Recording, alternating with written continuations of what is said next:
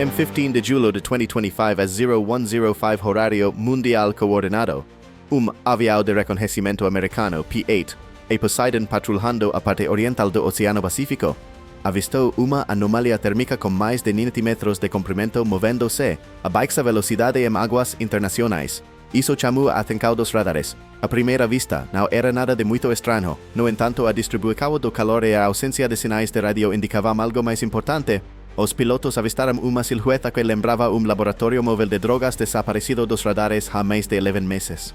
Não era apenas navio, era uma fábrica química flutuante que gerava bilhões de dólares por mês. Centenas de prisioneiros, entre eles 160 cidadãos americanos, foram sequestrados ou vendidos como escravos e trabalhavam em suas entranas. O navio era protegido por blindagem pesada e sistemas de contramedidas não tinha bandeira e não transmitia sinais de rádio. Ele foi procurado por mais de 2 anos, mas todas as tentativas de ataque fracassaram porque os criminosos usavam os reféns como escudo humano. No entanto, desta vez tudo mudou. O reconhecimento térmico não deixou dúvidas. Além disso, o Centro de Comando Militar Nacional dos USA imediatamente deu alarme quando o sistema apresentou uma correspondência com 97,6% de probabilidade após comparar dos parâmetros. Estima-se que a infraestrutura do cartel de drogas que produzia metanfetamina e fentanil valia $48 bilhões. De acordo com informações recentemente divulgadas pelo Pentágono, o presidente dos EU, Donald Trump, havia sido informado anteriormente sobre a possibilidade de retomada das atividades dessa nave. Ele realizou uma reunião urgente e fechada na sala de situação da Casa Branca recebendo confirmação direta. O presidente do Comitê Conjunto de Chefes de Estado-Maior, o diretor da Agência de Segurança Nacional e o almirante Blake Harrington, comandante das Forças Especiais, estiveram presentes no evento. Foi nesse momento que foi tomada a decisão decisiva não recuar mais.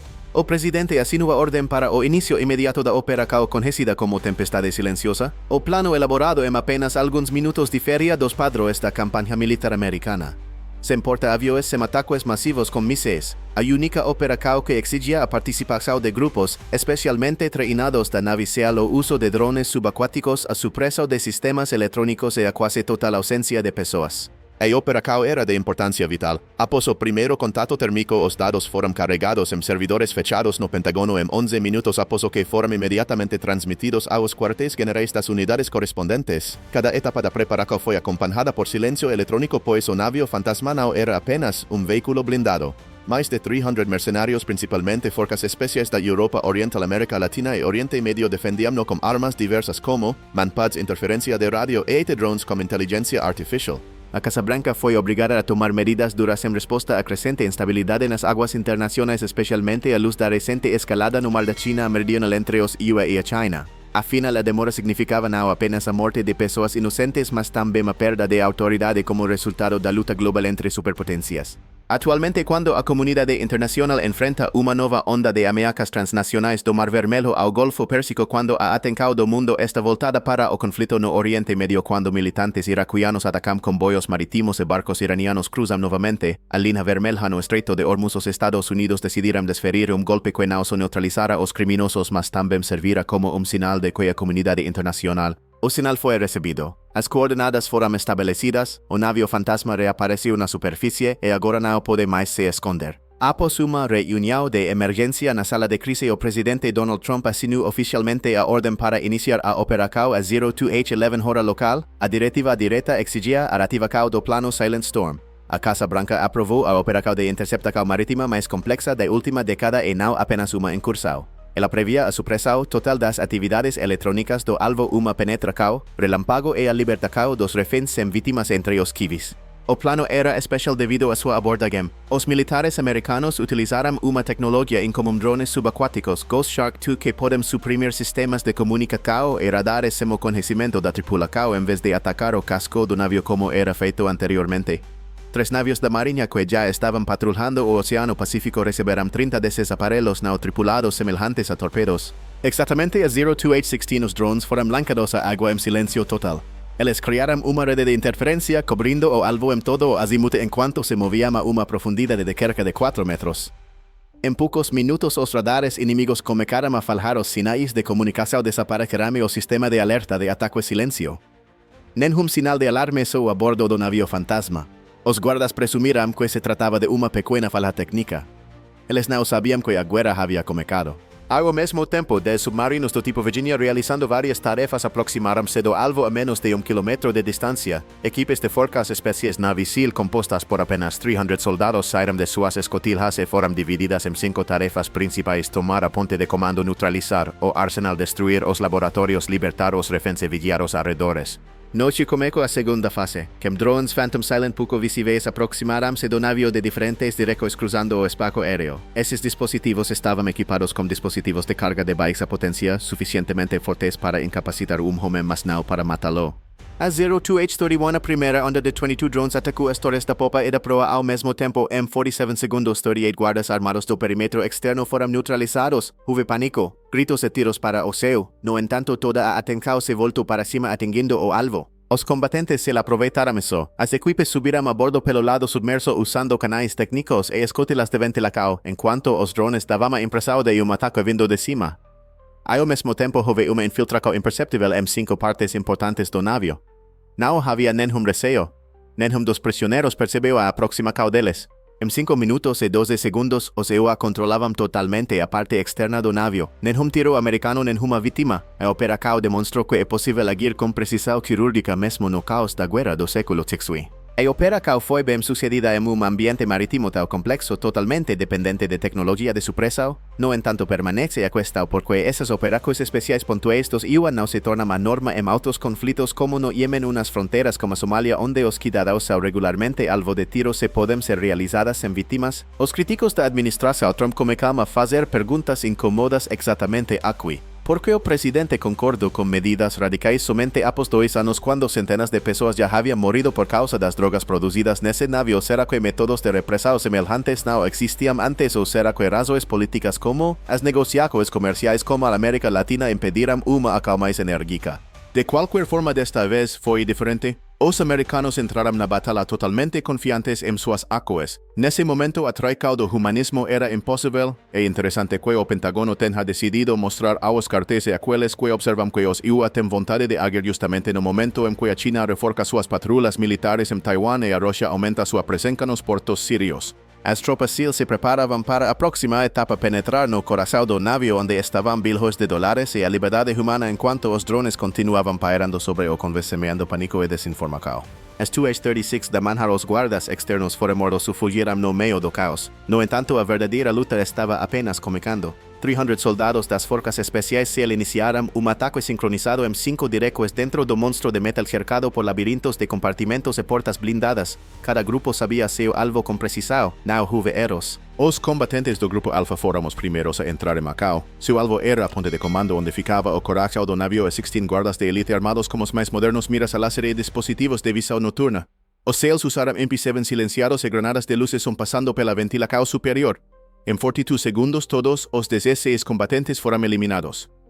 Ninguém conseguiu apertar o botão de alarme. Ao mesmo tempo, o grupo Bravo enfrentou uma ameaça muito mais traiçoeira quando se dirigiu ao compartimento de armas. Lá havia não apenas mais de 200 armas como rifles de assalto, RPGs e manpads, mas também armadilhas. Os combatentes identificaram 4 minas armadilhas com sondas de fibra óptica, desativaram-nas e entraram com precisão quirúrgica.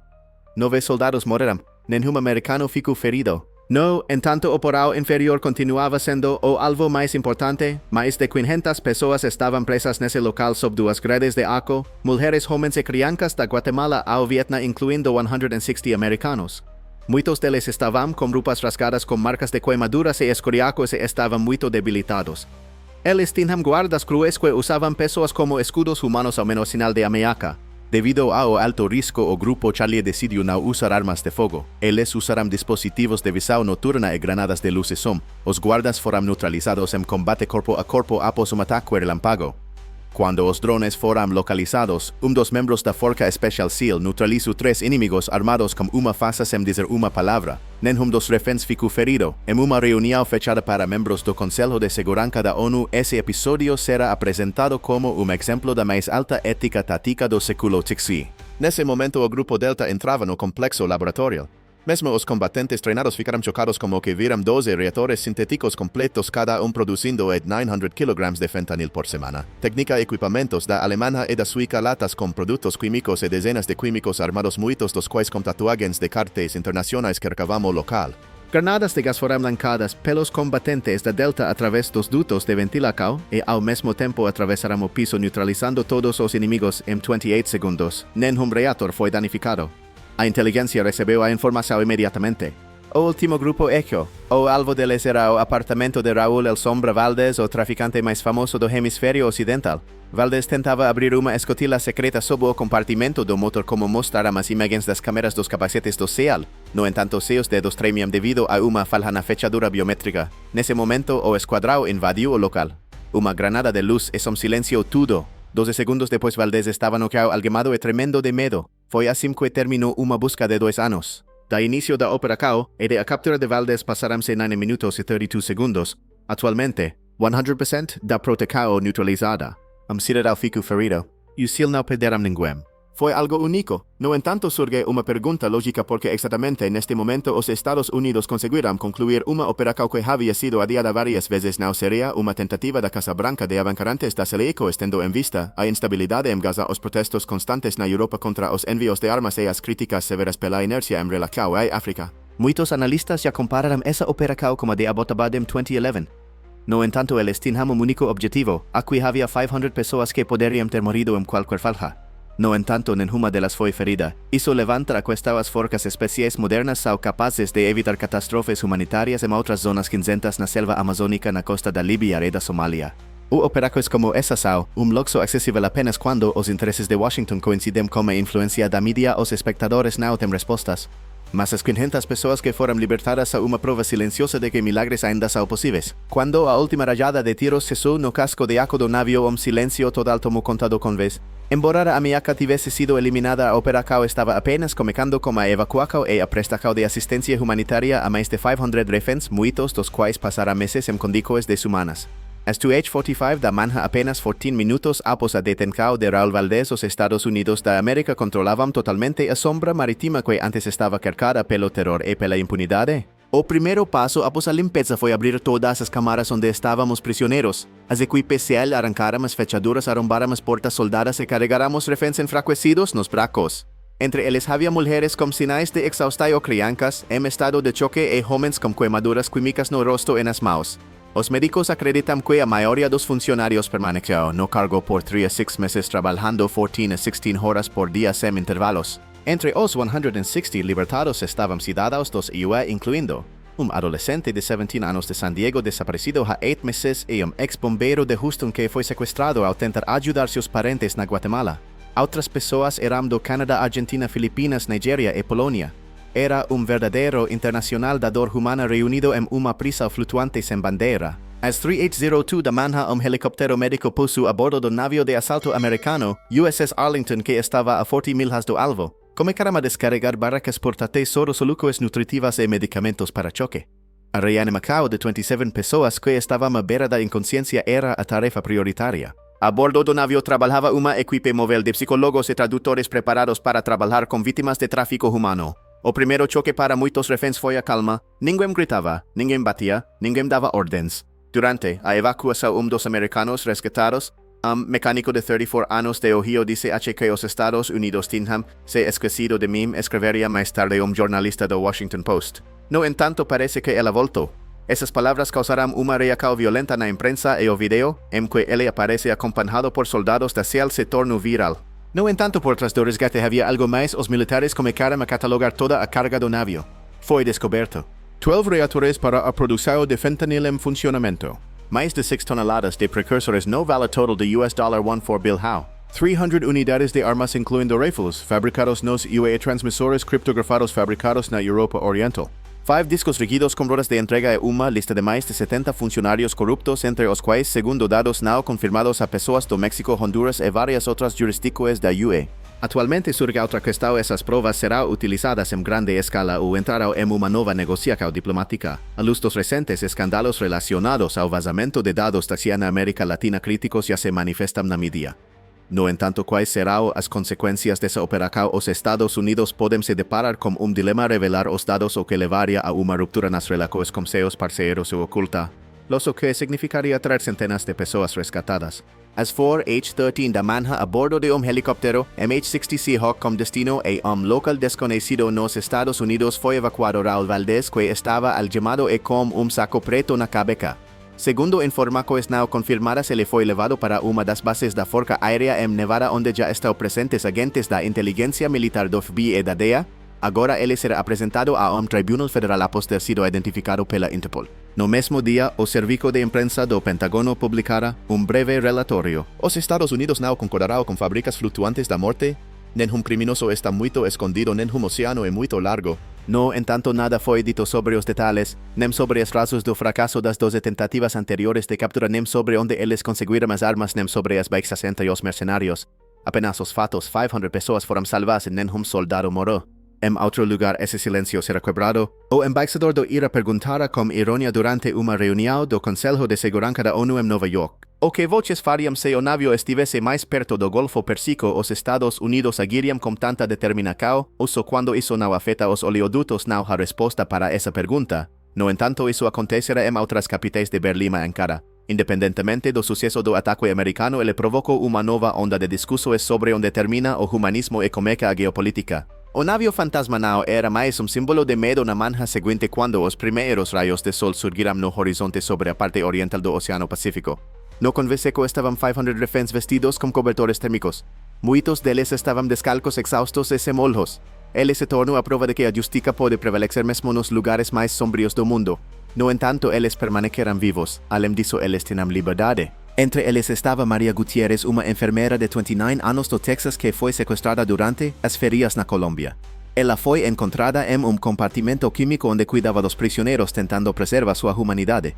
Há centenas de histórias como a dela. No entanto, foi precisamente esses acontecimentos que provocaram a emocionante declaração do oficial de imprensa da Marinha dos Estados Unidos. Não trouxemos de volta apenas pessoas. Trouxemos de volta a dignidade, a esperança e a prova de que os Estados Unidos não abandonam os seus. Na mesma manhã começou uma evacuação em grande escala a bordo do USS Arlington.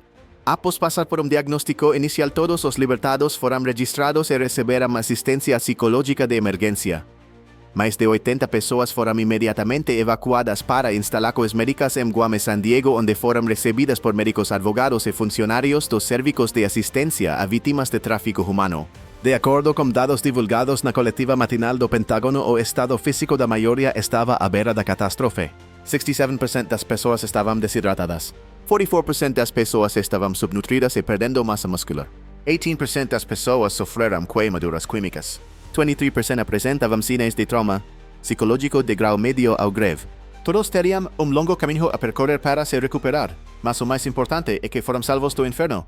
Isso foi feito sem perdas. As fotos em que uma mulher nigeriana segura bebê nascido a bordo chamaram a atenção da imprensa. Os sobreviventes afirmaram que dos guardas era o pai da criança. Ele se tornou símbolo de que a vida pode surgir mesmo na escuridão. Ele foi chamado de mira em homenagem à esperança. No entanto, a libertação não trouxe apenas alegria. Ela revelou enormes lacunas no sistema internacional de resposta, porque esse navio permaneceu impune por quase 2 anos a pesar das dezenas de reclamações de parentes dados de satélite e sinais evidentes de tráfico transatlântico de pessoas. O porta-voz da Casa Branca foi questionado abertamente por jornalista da CNN. A resposta foi superficial. As autoridades não informaram se havia altos funcionários de países amigos entre os apoiadores do cartel alegando segurança operacional. No entanto, no dia seguinte, a Reuters informou que Washington había mantido conversas fechadas con varios países de América Latina, incluindo Panamá y Guatemala, onde supostamente se encontran as bases de abastecimiento desse navio. É particularmente preocupante o fato de que as listas encontradas a bordo continham nomes de políticos europeus e latino-americanos, entre os quais provavelmente havia até mesmo pessoas ligadas à alfândega da UE. Embora esses dados ainda não tenham sido divulgados, as divergências diplomáticas já começaram. Bruxelas exigiu explicações.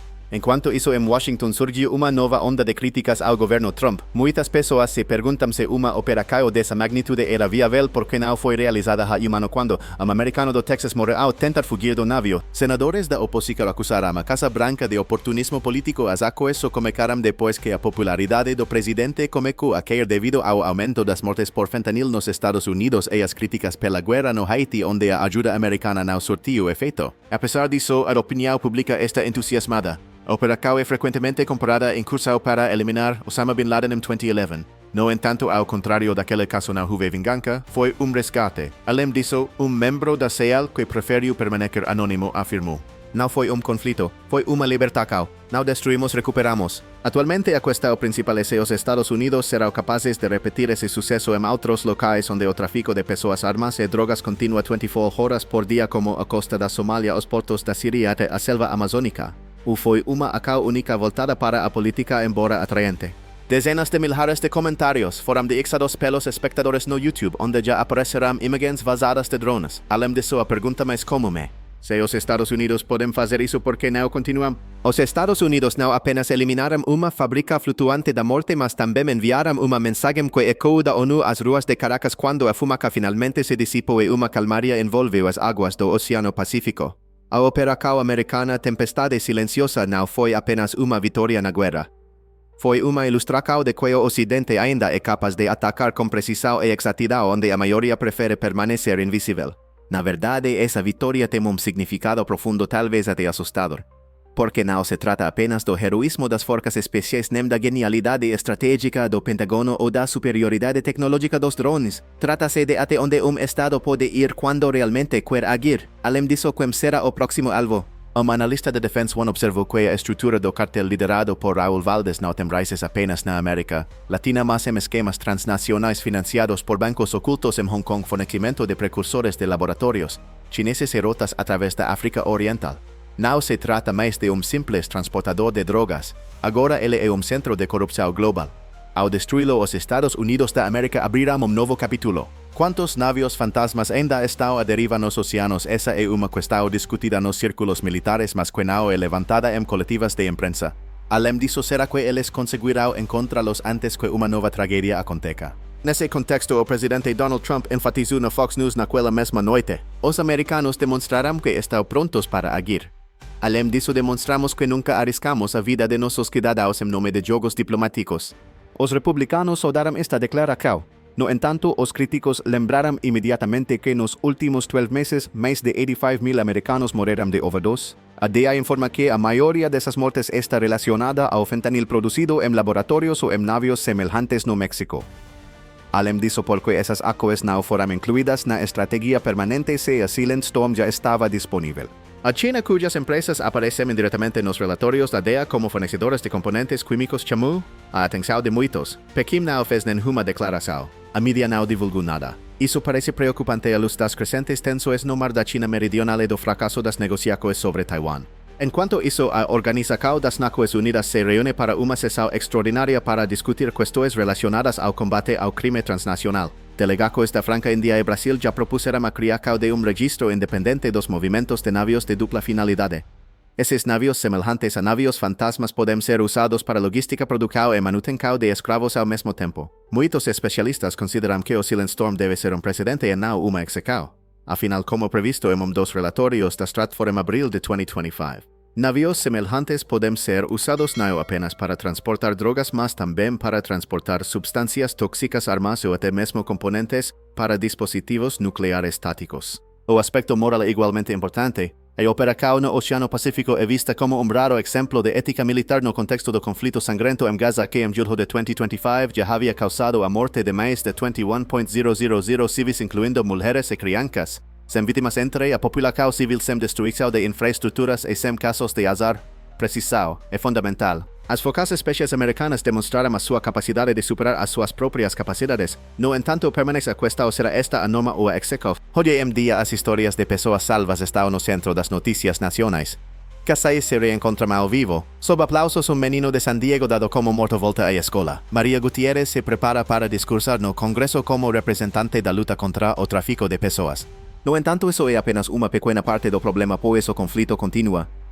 Além disso, se o sistema não for alterado, dezenas de outros valdes substituirão. Além disso, os drones não cumprem mais essa tarefa. Os legisladores, a diplomacia e a sociedade civil devem se ocupar disso. Assim terminou uma das operações militares mais famosas do século XVI, sem mortes de americanos, sem vítimas entre os prisioneiros, mas com questões profundas que ainda levarão muito tempo para serem respondidas. Os americanos vencerão? Será que conseguirão manter esse sucesso?